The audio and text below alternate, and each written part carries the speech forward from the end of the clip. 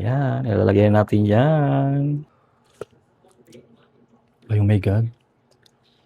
Sarap niya.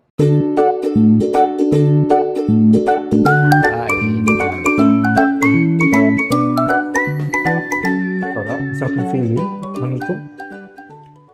Hello mga kapapa, kumusta kayo and welcome back ulit sa akin channel. Yan, araw ng linggo ngayon. So kung wala kayong budget, so pwede naman kayo magluto ng ulam na pasok sa budget nyo. Okay, so ngayong araw ay magluluto tayo ng pasok sa budget na wala pang 200 pesos to ha. So ang lulutuin natin ngayon ay nilagang manok. Okay, so kung wala pa kayong niluluto ngayong araw, so samahan nyo ako sa pagluluto. Ano pang inantay nyo? Tara! So ito yung mga sangkap natin. So bumili ako dito ng dalawang leg quarter. Tapos, bumili ako dito ng tuyo. Ayan. Pag may sabaw kasi, gusto ko lagi may tuyo. Tapos, bumili ako dito ng, ano ba to? Patatas sayote. Ayan, nalilito ako sa patatas sayote. Tapos, bumili ako dito ng pechay. Ayan. Tapos, iskalyon. Maglalagay tayo ng iskalyon mamaya sa nilaga natin. Okay? So, itong manok na itong binili ko, dalawang leg quarter, pwede na to sa 45 person. Okay? 45 person na makakain ito. Ayan. So, wala pa itong, parang binayaran ko lang dito is 156. Lahat na to, 156. 156, hindi pa kasama to ha. Ito lang yun. Manok sa kagulay. Ayan. So, dito meron na tayong pinakulong tubig. Ayan, para ready na tayo. Ready na. Ayan. Dahil kumukulo na yan, ilalagay na natin tong bawang sibuyas. Ayan. Bawang sibuyas. Ayan. Dandahan lang at baka matilapsikan tayo. Ayan. Pakuluan muna natin yung bawang sibuyas bago natin ilagay yung manok, okay? Ayan. So kung gusto niyo ng mga ulam, pwede niyo naman yan gawa ng paraan, di ba? May mga ulam kasi na maraming sangkap, di ba? Maraming sangkap, pero pwede mo naman lutuin yun nang hindi kumpleto yung sangkap, di ba? Halimbawa sa nilaga, itong lulutuin nating nilagang manok ngayon, so dapat dyan meron siyang repolyo, di ba? So dahil wala akong mabiling repolyo, hindi kasi maganda yung quality ng repolyo dun eh. Gusto ko kasi yung mga fresh na fresh. Ito nga pechay, isang tali lang yung binili ko kasi ito na lang yung natitirang maganda yung itsura. Kasi yung iba lang tutay na. Hindi kasi ako nagagamit ng gulay na lang tutay na. Kasi pag nilalagay ko siya sa ulam, ang gusto ko is yung half cook lang. Yung parang 5 seconds, pwede mo nang hanguin, di ba? Ayan. Ayan. Kaya kung magluluto kayo ng mga ulam, pwede yung kahit hindi kompleto yung sangkap, basta tama sa panglasa, di ba? Kahit kulang yan ng 2 gulay, kahit kulang yan ng 3 gulay, basta andun yung lasa, basta may 1 gulay or 2 gulay, panalo na yan. Lalo na kung may sabaw, di ba? Hindi porket na kulang yung budget mo or hindi kompleto yung sangkap ay hindi ka na magluluto ng ulam, di ba? Sabi ko nga sa inyo, pag gusto niyo yung isang ulam, kahit hindi kompleto yung sangkap, lutuin mo kahit hindi kompleto yung sangkap, basta yung lasa andun pa rin para makuha mo yung target na ulam na gusto mong kainin. Okay? Ayan. So, antayin muna natin itong maluto yung bawang sa sibuyas. Ayan. Mabilis lang naman itong maluto eh. Ayan. So, ilalagay ko na itong manok. Ayan. Isa-isa lang. Ayan, diba? Ayan. Dito ako magninilaga kasi doon sa kasirola ko medyo maliit. Gusto ko kasi kitang-kita yung mga laman. Ayan. Medyo mahal yung mga kasirola ngayon eh. Siyempre, pag bibili ka ng gamit, dapat yung maganda na yung quality. O, di ba?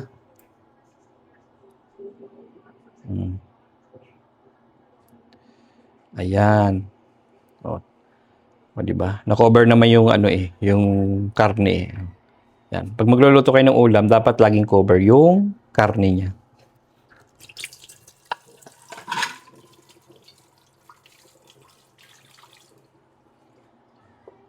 Pakuluan muna natin siya, pero bago tayo magpakulo, lalagyan natin ng asin.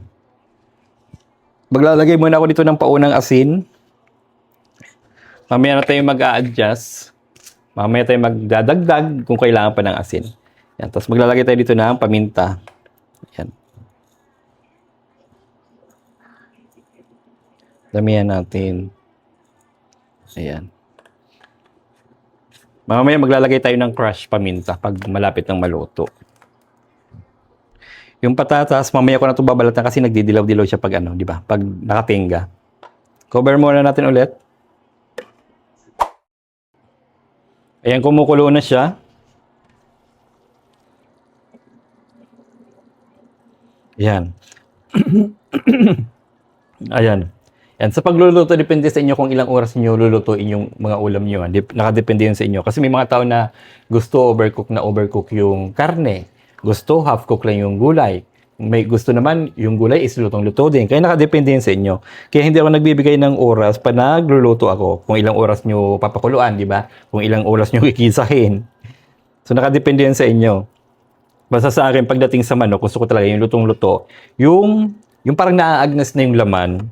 So, halimbawa itong manok, so pwede ko itong lutuin ng 30 minutes, ng 20 minutes. Nakadepende yun sa inyo, di ba? So, yung ganito, papakulaan ko lang siya sa akin ng 30 minutes para safe na safe, di ba? Kasi di ba pag yung mga hilaw-hilaw pa is may salmonella, is hindi siya maganda sa katawan ng tao. Okay? So, antayin muna natin itong maluto at ako'y maliligo muna kasi kakagising ko lang. Ayan. So, ayan, kakataas ko lang maligo. So, pwede na natin itong ilagay yung patatas. Patatas ba yung sayote? Patatas. Patatas atay. Yung kulay brown. Ayan, patatas. Ayan. So, baka sabihin nyo, hindi ako nagpalit ng sando, ha? So, mahilig lang talaga ako sa sando. Lalo na pag kulay black. Black is favorite ko. Ayan. Ito yung suot ko kanina, oh, di ba? Oh. Yung sando kong ganito is 7. Baka sabihin nyo, hindi ako nagpapalit. Ayan. Okay na to. Tapos, babalatan ko na itong patatas. Patatas ba ito? Sayote. Patatas, sayote. Sayote. Sayote. O, sayote yung binabalatan ni Sarah, di ba? Yung Princess Sarah. So, babalatan ko na to. Babalatan ko ng patatas, di ba? Paghati nyo ng patatas. Yan, hati nyo din sa gitna. Para mabilis. Saka nyo. Yan, gaganyanin. Di ba? Para hindi mahirap.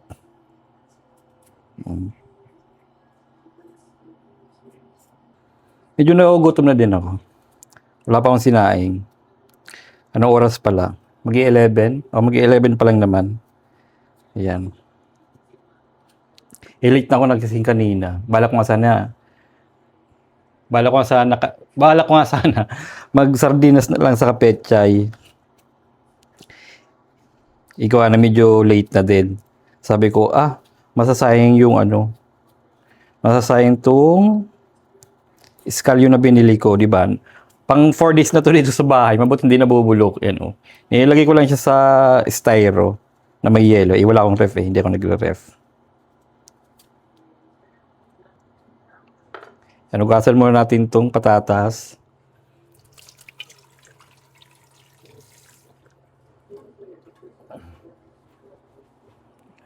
Ilagay na natin.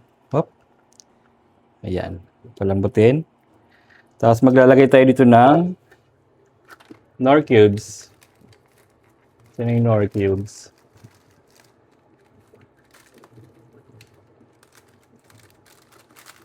I close my... Oh. Sa dulo na may mga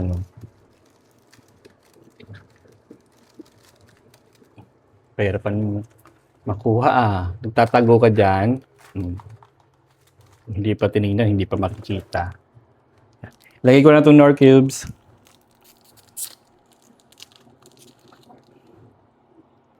Ayan. Ito yung magpapadagdag ng sarap sa ating nilagang manok. Ayan. Cover muna natin ulit para maluto yung gulay. Ayan, i-chop na natin itong scallion. Ayan, o diba? Fresh na fresh pa rin yan. Papadagdag to ng flavor mamaya sa ating nilaga. Mga nagguguluhan kayo sa dulo. Ayan na.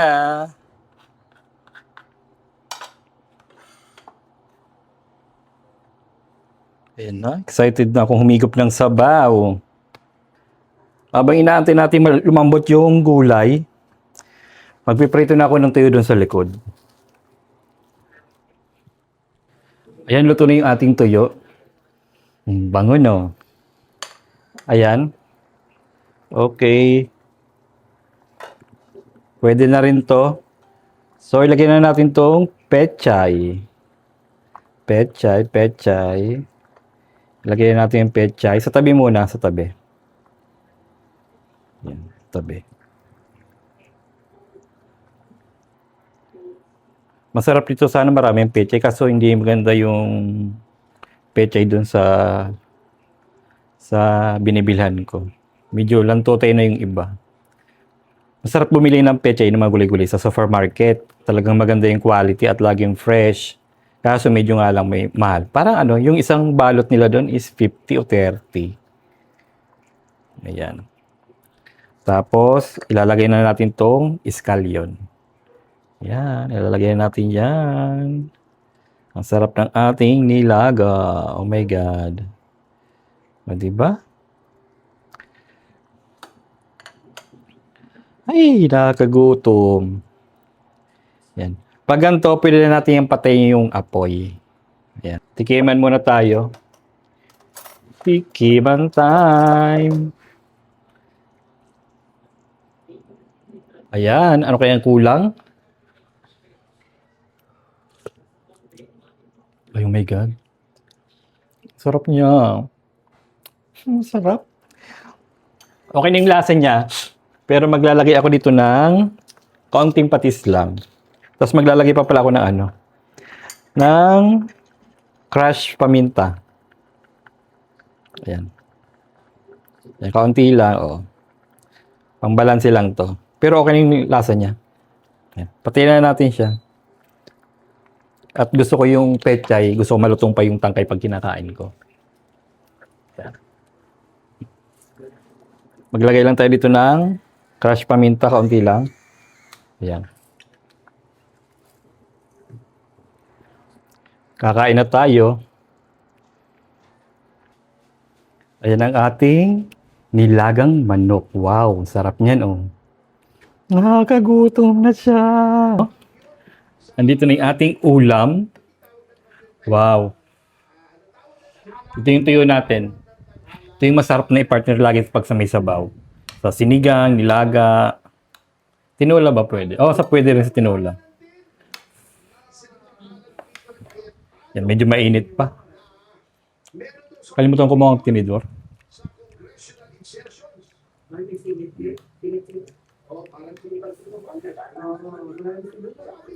Kain po.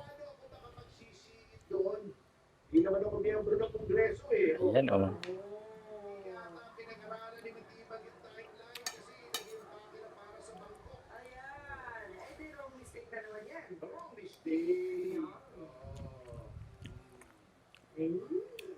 Sabi niya, Hmm? Malacanang Senate Secretary. Sinabi na Malacanang Secretary ay naimbestigahan na. Ay tapos na. Sarap. Sarap ng patatas. Patatas ba to? Baka may sayuti to, ah. Bahala kayo dyan.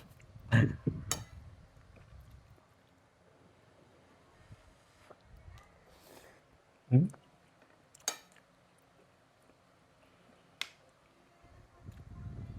Gusto ko tayo dito. Hmm.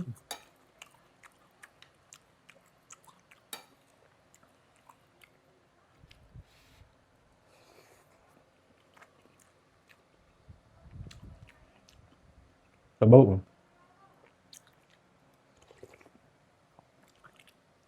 Hmm. Hindi pumunta yung si Chachi.